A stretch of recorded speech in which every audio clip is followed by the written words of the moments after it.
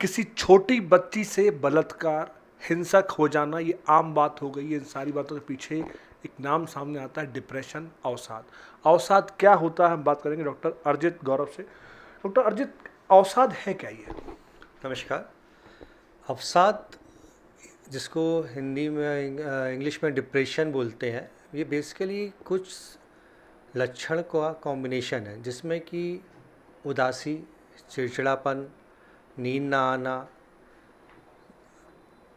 आत्महत्या के ख्याल, मरने के ख्याल, ये चीज़ें प्रमुख होती हैं। डिप्रेशन का मेन कारण होता है कि जो आपके दिमाग में केमिकल्स होते हैं और जो सर्किट होता है, इस सर्किट का ठीक से काम ना कर पाना।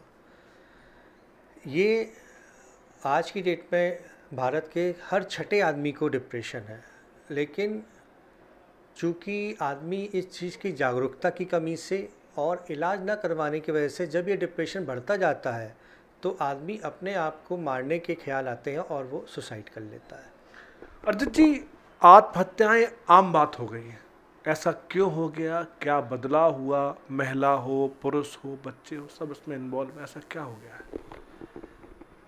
आज के परिप्रेक्ष्य में लोगों का जो एक्सपेक्टेशंस है, जो सोच है, वो और जो रियलिटी है, जो रियल लाइफ और रियल लाइफ में जो डिफरेंस है, वो जितना ज़्यादा बढ़ता जाएगा उतना आदमी असंतुष्ट होता जाएगा और डिप्रेशन के चांसेस बढ़ते जाएंगे।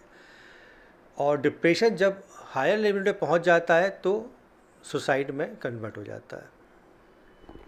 आजकल बच्चे ज़्यादा मोबाइल पर ध्यान देते हैं, होमवर्क नहीं कर रहे, इंडोर गेम खेल रहे, मोबाइल पर व्यस्त हैं, इससे क्या फ़र्क पड़ता है? अगर आप आज से 10-15 साल पहले की याद करें, जो बचपन होता था वो दोस्तों के साथ, घर वालों के साथ होता था। लेकिन जब से ये मोबाइल में इंटरनेट एडिक्शन शुरू हुआ है, मोबाइल एडिक्शन शुरू हुआ है, तो लोगों के पास इतना समय ही नहीं है कि वो अपने बच्चे को दे सकें। आज हर आदमी के पास मिनिमम एक मोबाइल है। वो उसमें व्हाट्सअप, इंस्टाग्राम, फेसबुक, ऑरकुट, उन सब में इतना बिज़ी है कि बच्चों को अपना समय नहीं दे पाता है। इस कारण से बच्चे भी अब अपना समय काटने के लिए मोबाइल में यूज़ करते हैं। धीरे धीरे, अगर आपको याद हो, आज से कुछ साल पहले एक ब्लू व्हेल गेम आया हुआ था जिसमें कि कुछ बच्चों ने सुसाइड किया था। उसमें क्या था कि जब बच्चे खेलते थे, अवार्ड जीतते थे, उनको अच्छा लगता था, वो आगे के स्टेज में जाते थे जहाँ पे उनको पैसे मांगे जाते थे, बच्चे घर से चोरी करते थे, उनको धमकियाँ दी जाती थी कि उनके घर वालों को हार्म कर दिया जाएगा अगर वो आगे का स्टेज नहीं खेलेंगे, जिस वजह से काफ़ी लोगों ने सुसाइड अटेम्प्ट किया। अभी रिसेंटली अगर आपको याद हो तो झांसी में 3 दिन पहले ही एक 28 साल के लड़के ने आवेश में आके अपने माता और पिता दोनों की हत्या कर दी। वो भी एक तरीके का मोबाइल एडिक्शन या नशे की लत थी, जिसकी वजह से उसको जब रोका जाता था तो वो आवेश में आके ये हरकत कर बैठा। डॉक्टर साहब, एक सामान्य और एक असामान्य व्यक्ति में लक्षण अंतर कैसे देखे जाएं? क्या इसके पैरामीटर है? ये बहुत इम्पोर्टेंट सवाल है कि आखिर नॉर्मल और एबनॉर्मल की डेफिनीशन क्या है। जो भी मानसिक बीमारियां हैं, चिंता, घबराहट, अनिद्रा, उदासी, ये एक नॉर्मल इमोशन आदमी के अंदर होते हैं। लेकिन अब जब ये इमोशंस एक हद से ज़्यादा बढ़ जाए या लंबे समय तक रुक जाए, या आपको लगे आपकी नींद या आपका कार्य करने की क्षमता या आपके पर्सनल रिलेशन, फैमिली रिलेशन, आपके जॉब में प्रॉब्लम आने शुरू हो गई है, तो ये एबनॉर्मलिटी की शुरुआत है। या एकदम से हिंसक हो जाए या बैठे बैठे बुदबुदाता रहे, तो ये सारी जो लक्षण है ये एबनॉर्मलिटी की शुरुआत हो सकते हैं। तो सबसे बेहतर तो ये होता है कि एक बार ज़रूर अपने आप को किसी भी अच्छे मानसिक रोग विशेषज्ञ से दिखवा लें। ज़रूरी नहीं है कि आप बीमार हो, लेकिन एक बार अपनी जांच करवाने में कोई ख़राबी नहीं है। डॉक्टर साहब, माता पिता क्या करें? बच्चों की पूरी फीस पे कर रहे हैं, ध्यान दे रहे हैं पूरा, फिर भी बच्चे हिंसक हो जाते हैं, मारपीट करते हैं, बड़े कदम उठा लेते हैं, तो माता पिता का क्या दायित्व है? बच्चे को सबसे ज़्यादा ज़रूरत होती है माँ बाप के समय की। उस समय को बच्चों को दें।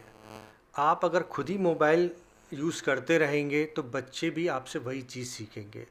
नंबर 1। नंबर 2, बच्चों के व्यवहार पे ध्यान दें। ऐसा तो नहीं है कि बच्चा बहुत ज़्यादा शरारत करता है, स्कूल से कंप्लेंट आती है, झूठ बोलता है, छोटे बच्चों को परेशान करता है, ये सब कंडक्ट डिसऑर्डर के साइन है। हम लोग ये सोचते हैं कि अरे बच्चा छोटा है, बचपना है, बड़ा हो जाएगा, लेकिन धीरे धीरे यही इनमें से ही कुछ बच्चे नशे की प्रवृत्ति में कन्वर्ट हो जाते हैं और नशा करते करते इस हद तक चले जाते हैं कि उनको ठीक करवाना मुश्किल हो जाता है। डॉक्टर साहब, कभी कभी देखने को मिलता है कि कोई बड़ी उम्र का व्यक्ति 2.5 साल 3 साल की बच्ची के साथ रेप कर देता है। ये कैसी कंडीशन में होता होगा, वो व्यक्ति की पहचान कैसे हो, वो सोचता क्या होगा, क्योंकि ये एक सामान्य व्यक्ति के बस की बात है नहीं। इसमें 2 चीज़ें फिर हैं। पहला ये कि कुछ केस में जिससे बच्चों के साथ रेप हुआ है, या तो वो नशा करे हुए था आदमी और उसने नशे की उसमें इवन अपने बच्चों को भी रेप करने की कोशिश करी है। ऐसे 4-5 केस झांसी में हो चुके हैं।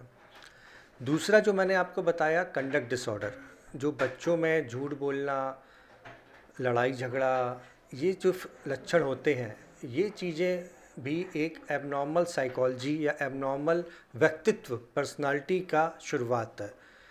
तो बहुत से लोग इसमें ऐसे हो सकते हैं जो कि बच्चों के साथ दुर्व्यवहार कर सकते हैं।